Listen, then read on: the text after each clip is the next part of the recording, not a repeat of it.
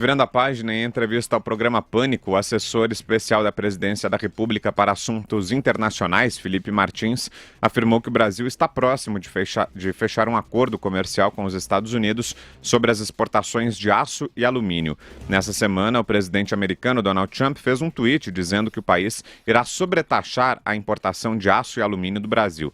Segundo Martins, o governo brasileiro recebeu a notícia com serenidade. Para o assessor, Donald Trump tomou a decisão de sobretaxar os produtos brasileiros para tentar ganhar votos em 2020, quando ele concorrerá à reeleição. Ainda na entrevista, Felipe Martins definiu a relação entre Brasil e China como fascinante. Sobre a viagem dos parlamentares do PSL ao país asiático, o assessor afirmou que houve voluntarismo e precipitação por parte dos políticos brasileiros. Fala, Vera. A entrevista é muito importante do ponto de vista jornalístico, porque ele não é muito useiro e vezeiro de dar entrevistas. Fala muito no Twitter, é muitíssimo influente junto ao Jair Bolsonaro, mas é alguém que o grande público desconhece. Então, por isso, num programa popular como o Pânico, de alta audiência, é importante trazer essas figuras que habitam muito a internet, têm muita influência nesse círculo do presidente, mas não são conhecidas da população. Ele até deve se tornar mais conhecido de agora em diante. Ele está na mira da CPMI das fake news. Eu acho que o fato dele sair da toca e começar a aparecer tem a ver com uma estratégia para responder a isso. Ele falou a respeito desse assunto, negou que tenha influência no chamado gabinete do ódio, ironizou as acusações, ironizou os dissidentes do PSL que citam o seu nome com envolvimento nisso, falou que não existem milícias digitais pagas com dinheiro público, com assessores contratados. Essa foi uma parte importante da entrevista, mas também quis pontificar sobre vários assuntos, né? Não só sobre a política externa, que é a área de influência dele, ele é assessor internacional do presidente, mas também sobre economia, até o leilão do 5G, ele falou que não está definido ainda, que não necessariamente serão os chineses, dando a entender que é sensível aí às pressões do governo norte-americano contra a entrada da China nessa disputa. Ele falou que tem a Nokia e a Ericsson. O Emílio até brincou, a Nokia não sabe fazer nem tijolão, vai fazer 5G, tem que ser os chineses mesmo, etc. Então, é uma pessoa que tem muita influência. Ele fez todo um arrazoado de porque ele acha que o Jair Bolsonaro venceu, de porque o Trump venceu, de como ele estava na vanguarda nessas duas análises e acertando os prognósticos quando todo mundo estava errando. Falou bastante sobre si mesmo. Eu já sabia que era alguém que se tem altíssima conta pelos tweets dele, mas vendo a imagem dele na TV ficou evidente que o presidente, se não sabe ainda, deve muito a ele a sua eleição, o Felipe Martins. Então foi interessante, fiz até um convite para entrevistá-lo também, espero que isso se realize em breve. Ele me respondeu no Twitter que topa, então quem sabe a gente vai ver esse personagem mais assiduamente agora nas telinhas, o Brown. Vamos ver. Fala, Constantino. Seria interessante, né? Ele é o principal aluno ali do filósofo Olavo de Carvalho, guru do bolsonarismo, dentro do governo, né? A ponto de alguns falarem até de ser uma espécie de preposto, né? O indicado do Olavo para estar ali influenciando a pauta externa do governo. Em relação à principal questão aí, o aço e a reação aos Estados Unidos, né? Eu acho que ele tem um ponto. Ele tem um ponto na análise dele que é o seguinte: ele explicou ali qual é a estratégia do Art of the Deal. Eu li também o livro do Trump, e o Trump tem esse estilo de negociação. Ele joga pesado para depois ir fazendo concessões e chegar num resultado muito melhor do que aquele inicialmente esperado na negociação. Ele fez isso com a China, ele fez isso com a Coreia do Norte, ele sempre faz isso. Então, na interpretação do Felipe Martins, seria isso que o Trump está fazendo agora, de olho nas eleições. Isso é evidente, muita gente analisou da mesma forma. O problema é o seguinte: tem impacto no Brasil, então ele está se arriscando em dizer que está ocorrendo negociações aí que pode chegar a um bom termo, né? Porque mesmo de interesse eleitoral, o Trump precisa jogar para a plateia e tomar as medidas, né? Então vamos ver, se não conseguir reverter essa decisão da sobretaxa do aço, vai pegar mal aí essa previsão quase arrogante, como diz a Vera, né? Ele tem realmente uma postura, se vendeu muito ali como analista, que um ano antes de todo mundo antecipou estado a estado, e não é bem assim. Veja, tem um goleiro que jogava no Flamengo chamado Muralha, que ele sempre pulava para o mesmo canto para pegar o pênalti, né?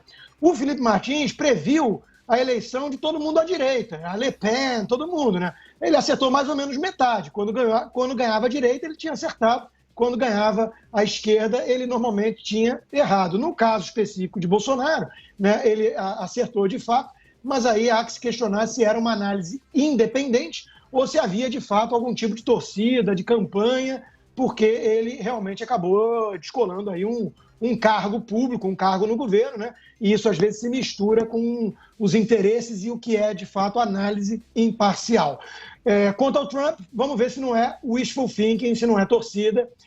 Eu espero realmente que o Trump recue, porque o presidente americano está errado nessa decisão. O Brasil não está manipulando o câmbio de forma alguma. Fala, Josias. Eu ouvi um pedaço da entrevista e a imagem que mais me impressionou é que o Felipe Martins considera o Felipe Martins um personagem genial.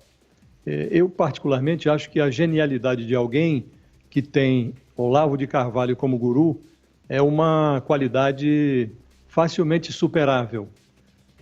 Acho também muito arriscado fazer essa previsão de que está muito próximo de fazer um acordo, o Brasil fechar um acordo com os Estados Unidos em relação à pauta que envolve a exportação de aço e de alumínio, mas ele se diz um personagem bem informado, está no centro do poder, tem gabinete na presidência da República, aguardar para ver. Quanto a esse comportamento do Trump, é meio óbvio o comportamento do Trump, é o comportamento de todo mundo que tem bom senso e que coloca os interesses do seu país acima de tudo, como é o caso do Trump e é o caso no gogó também do Bolsonaro. O Trump é América primeiro, o Bolsonaro é o Brasil acima de tudo. Então os lemas as palavras são diferentes, mas o sentido é o mesmo. Ocorre que no caso do Trump, ele leva a sério.